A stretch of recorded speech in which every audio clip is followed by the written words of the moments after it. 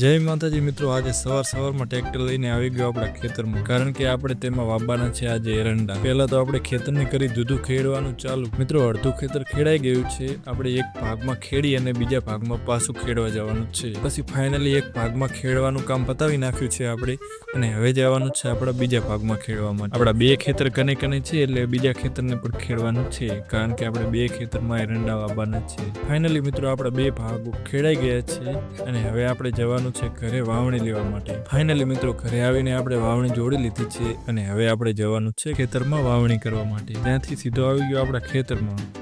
પછી એરંડાની થેલી તોડીને નાખી દીધી ડોલમાં। મિત્રો આપણે સાઈ સીડ બિયારણ વાવવાનું છે આપણા ખેતરમાં, જોવા એનું રિઝલ્ટ કેવું આવે છે। મિત્રો પછી એરંડા ડોલમાં ભરીને આપણે કરી દીધું વાવવાનું ચાલુ। મિત્રો આપણે અડધું ખેતર વાવી દીધું છે। પછી મિત્રો એક ભાગ આપણો વવાઈ ગયો છે, અને આપણે હવે બીજા ભાગમાં વાવણી કરવા જવાનું છે। મિત્રો ફાઇનલી આપણે બીજા ભાગને વાવી રહ્યા છે, અને તેના મોસમ લઈને આપણે ઘરે જવાનું છે।